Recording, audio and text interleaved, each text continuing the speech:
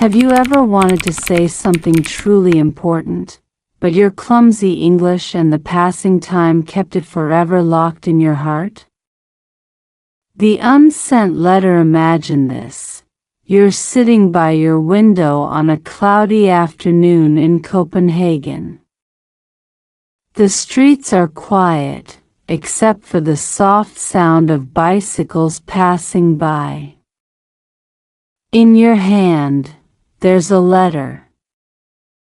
You've written it in English, slowly, carefully, but you never sent it. Why?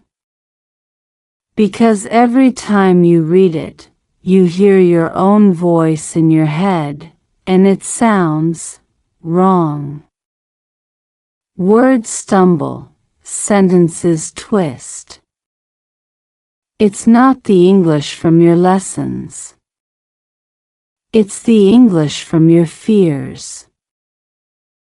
The truth is, learning a language is not just about vocabulary and grammar.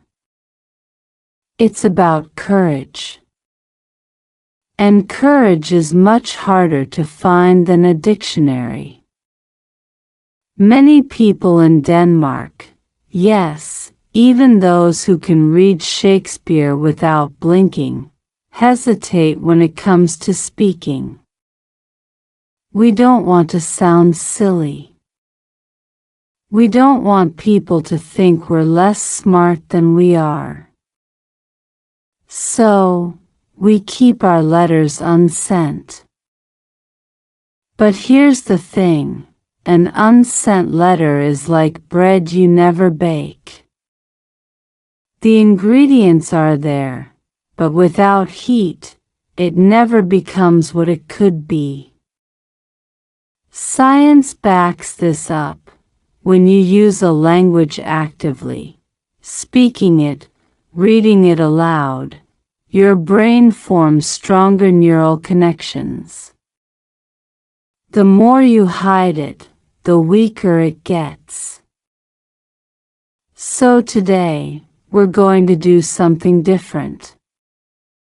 You and I will take this unsent letter and turn it into a conversation. We'll read it slowly, clearly, and with intention. You'll not only hear the words, you'll feel them. And by the end, maybe, just maybe, you'll want to send it after all. Because the truth is, your English doesn't have to be perfect to be powerful.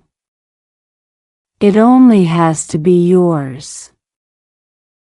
Reading the letter aloud for the first time. Picture this. You're sitting by the window in your small Danish apartment. The streets outside are quiet, except for the occasional clink of a bicycle bell. You unfold the letter, your hands trembling slightly, not from the cold, but from the thought of saying these words out loud for the first time. Your mouth feels dry. Your brain is doing that thing where it pretends it forgot how English works, even though you've been learning for months. It's normal. Science calls it performance anxiety, but really, it's just your nervous system throwing a mini tantrum. So you take a breath. Not the shallow, panicked kind, a slow, deep one. You read the first line. Slowly. You notice how the th in thought feels different from the th in through. You let your tongue linger, almost like you're tasting the word. This is not just reading, it's a small, private performance for yourself. Here's the trick. When you read out loud, imagine you're telling the story to someone who doesn't understand English at all.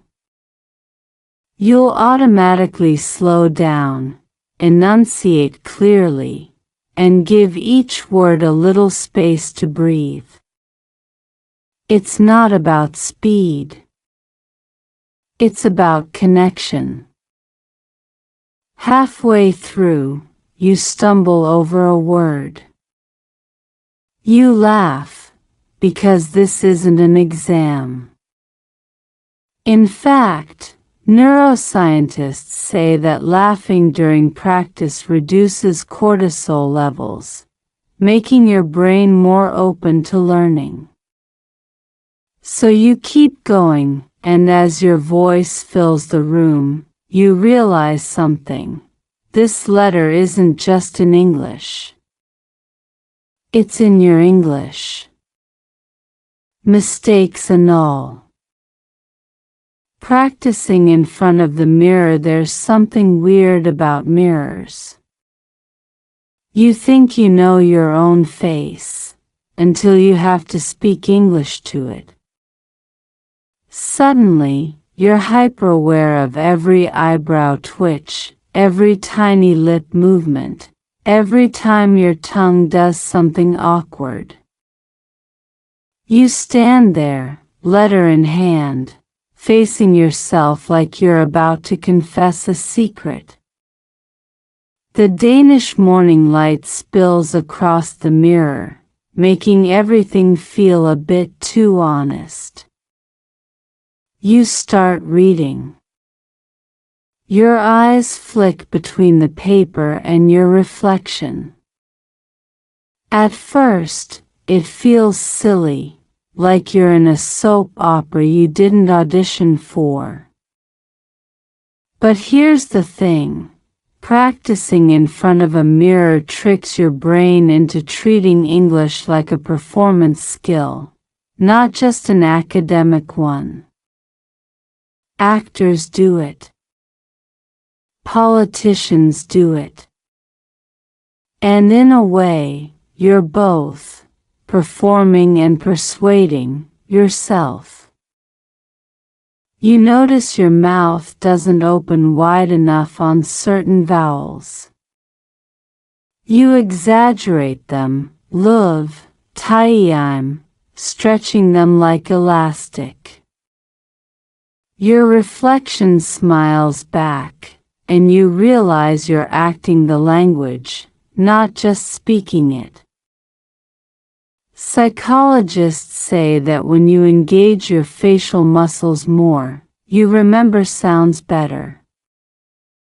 It's like your brain tags the word as important just because you made a funny face while saying it the end.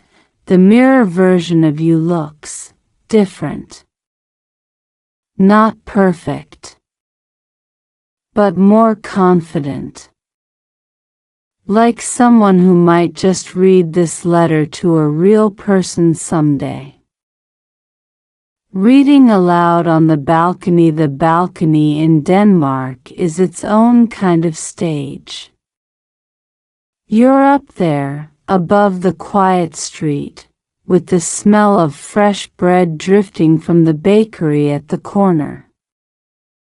A bicycle bell rings somewhere far away, and the air tastes like morning.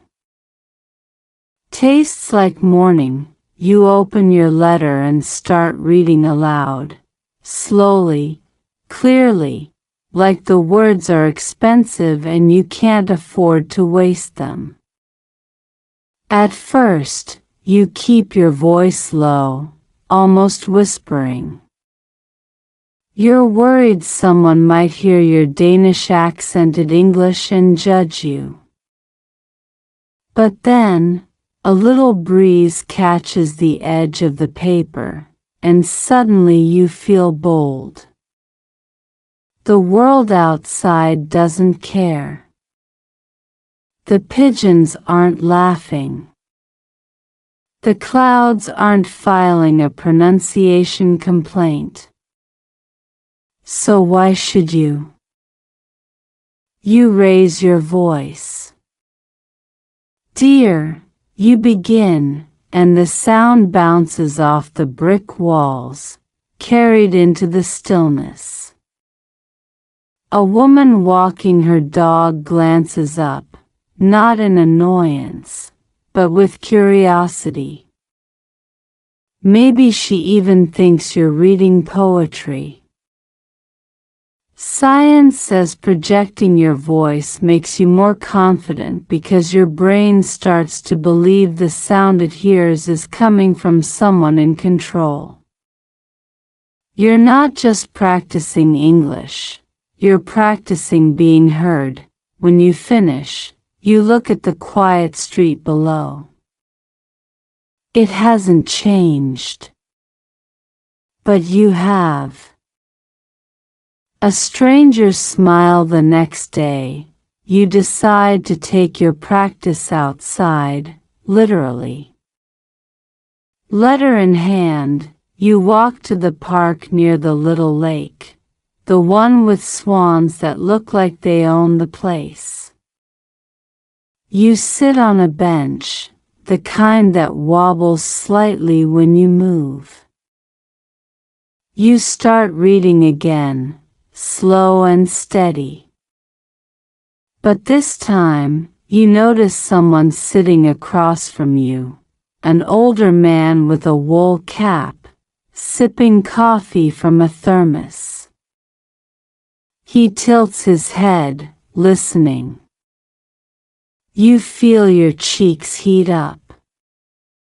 Your brain screams, "Stop, they're judging you." Except, he's smiling. Not the polite, "I'll humor you" smile. It's the kind of smile that says, "I get it. I've been there." Maybe you once learned a language too, in some other country, in some other park. That's the thing about language practice in public. It's an unspoken invitation. People might surprise you. Studies even show that when you speak in a second language, strangers are more likely to approach. It makes you look curious, open, and human. You finish the last line of the letter, and the man raises his coffee cup to you like a silent toast. No words, just understanding. And somehow, that means more than applause. Reading to the rain 2 days later, Denmark decides to show its true personality.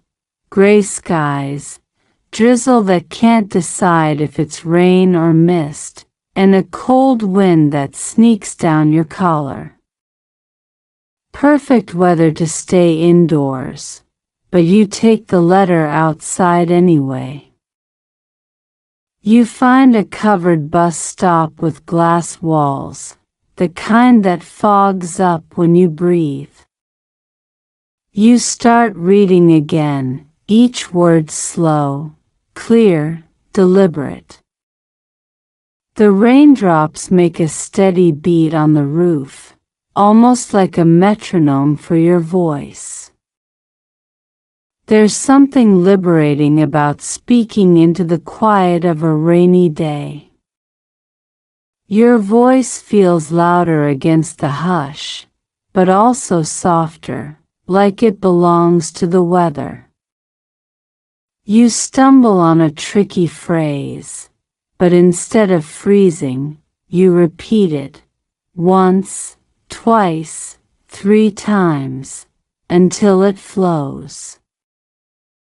Rain has a way of making mistakes feel smaller. Maybe because the world already feels blurred, imperfect, and yet still beautiful. Your brain, usually quick to criticize, sits back for once and lets you finish. By the time the bus finally arrives, you're not ready to leave.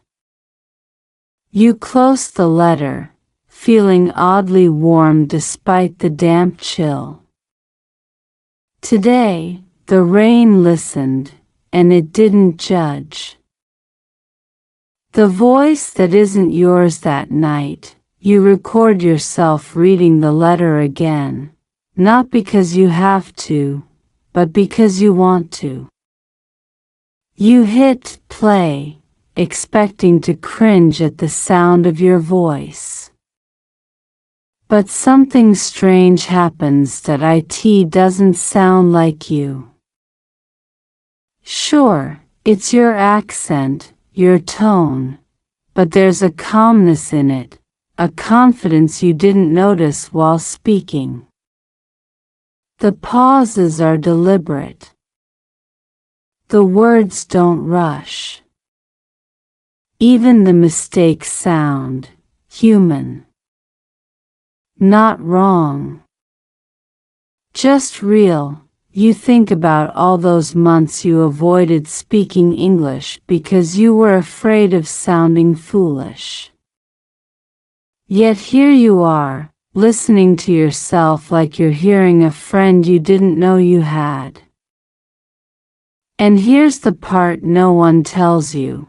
When you stop trying to sound perfect, you start sounding like someone worth listening to. You save the recording. Not because it's flawless, but because it's proof. Proof that you've crossed some invisible line where fear used to live. For the first time, your voice feels like a home you can return to. The letter you keep morning light spills across your desk. The letter is still there, unfolded, a little wrinkled from the night before. You read it one more time, quietly, almost whispering the words, and then you don't send it. Not because you're afraid, but because you realize it's not for them anymore. It's for you.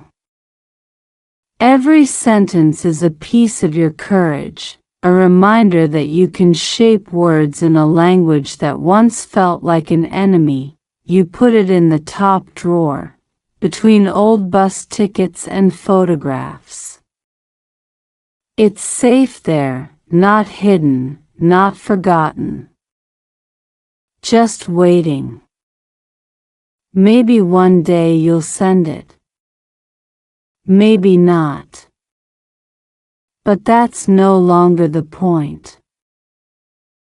The point is, you spoke. You wrote. You listened. You understood. You lived inside another language long enough to find a version of yourself that feels whole, and you think, maybe all the letters we never send are really just bridges back to ourselves. That's all for today. I will make more videos like this in the future. Please subscribe to see more.